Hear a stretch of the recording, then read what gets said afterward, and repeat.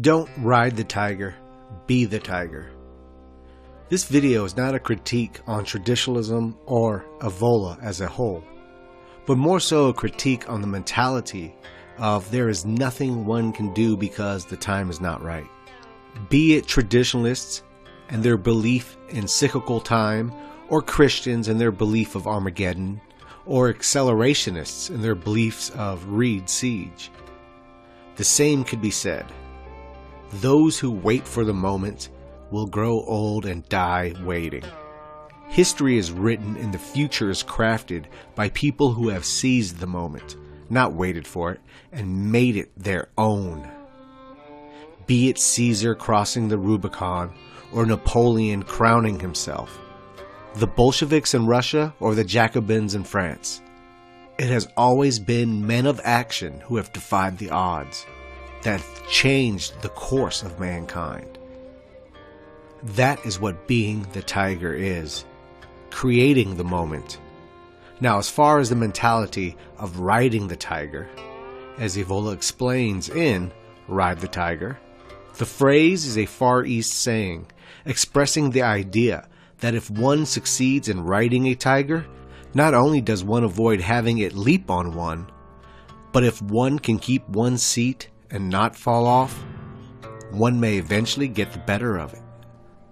Those who are interested may be reminded of a similar theme found in the schools of traditional wisdom, such as the ox herding episodes of Japanese Zen, while in classical antiquity there is a parallel in the trials of Mithras, who lets himself be dragged by the bull and will not let go until the animal stops, whereupon Mithras kills it.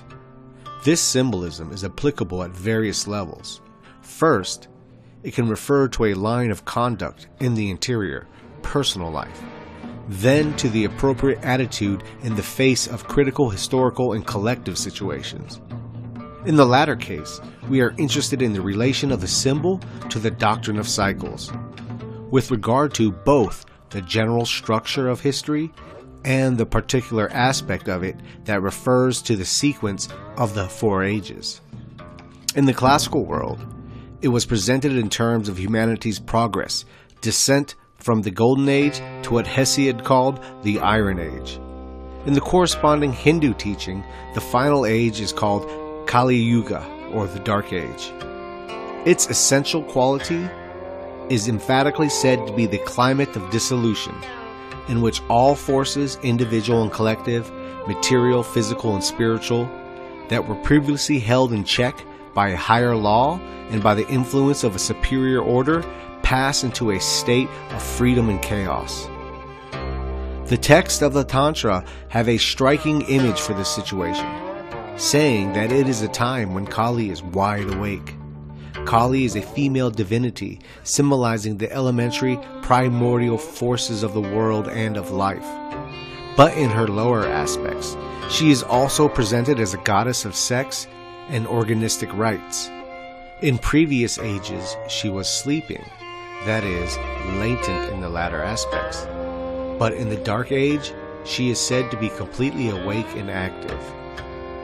Everything points to the fact that exactly this situation has been reached in recent times, having for its epicenter the civilization society of the West, from which it has rapidly spread over the whole planet. Now he's pointing to the decadence of people growing and becoming the norm, and this is commonly a theme in end-time philosophies, for obvious reasons. When people lose a reason higher than themselves to exist, they usually revert to primal pleasures, which in turn stagnates and eventually deracinates any hopes for high culture. Thus, predictions made centuries ago, for these ideas go back that far, appear strangely timely today. One finds here an analogy to what I have said above regarding the problem of what attitude is proper to the final age, associated here with riding the tiger. We shall now examine the principle of riding the tiger, as applied to the external world and the total environment. Its significance can be stated as follows. when a cycle of civilization is reaching its end, it is difficult to achieve anything by resisting it and by directly opposing the forces in motion. The current is too strong. One would be overwhelmed. The essential thing is not to let oneself be impressed by the omnipotence and apparent triumph of the forces of the epoch. These forces, devoid of connection with any higher principle, are in fact on a short chain, which is a noble aspect in itself, not to be corrupted with the age simply because corruption has become the norm, but rather to live by your morals within the age. It is not completely a defeatist message, but it does bring about a defeatist mentality, and even a petty bourgeois mentality of lifting your nose to the unenlightened masses, which is as Evola lived out his life. One should not become fixated on the present and on things at hand, but keep in view the conditions that may come about in the future. Thus, the principle to follow could be that of letting the forces and processes of the epoch take their own course, while keeping oneself firm and ready to intervene when the tiger, which cannot leap on the person riding it, is tired of running. Wait out the moment. Don't make the moment. Au moment où vous affirmez que nous traversons l'âge obscur dont parle la tradition hindoue,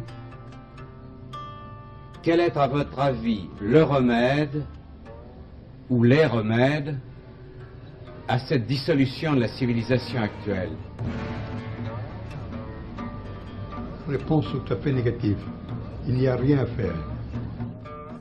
Napoleon said, "I found the crown of France lying on the ground, and I picked it up with a sword," creating the moment through force manifested by will.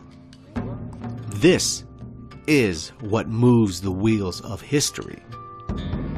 Any golden age that may have previously existed came about by the same principles. The tiger won't tire out in our lifetime, so fuck waiting for it to. The perspective offered by this doctrine of cyclical laws is implicit here. When one cycle closes, another begins. And the point at which a given process reaches its extreme is also the point at which it turns in the opposite direction. But there is still a problem of continuity between the two cycles. The positive solution would be that of meeting between those who have been able to stay awake through the long night and those who may appear the next morning. But one cannot be sure of this happening. It is impossible to foresee with certainty how and on what plane there can be any continuity between the cycle that is nearing its end and the next one. Therefore, the line of conduct to be followed in the present epoch must have an autonomous character and an eminent individual value. I mean to say that the attraction of positive prospects, more or less short-term, should not play an important part in it. To me, that reads very nihilistic. Live for yourself, and even if something may bring about positive change, no use in pursuing it because the cycle deems it fruitless to do so. As I have said, what interests us here in the field of personal life, and from that point of view, in defining the attitude to be taken towards certain experiences and processes of today, have consequences different from what they appear to have for particularly all our contemporaries. We need to establish autonomous positions independent of anything the future may or may not bring. Evola, who I might add, his book Revolt Against the Modern World, is still very dear to me because it opened my mind to whole new fields of thought and history. He believed in cyclical time and believed there were forces outside of ourselves that controlled the epochs of man. I disagree. I affirm Man controls the destiny of men. I argue history has shown us this. Man and men, united by will and desire, have proven to have the capability to change the course of history. And the same holds true to this very day.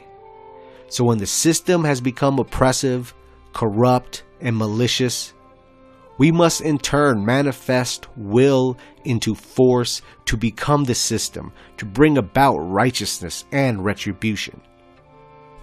And you cannot do that by waiting for the system to fail. So don't ride the tiger, be the tiger.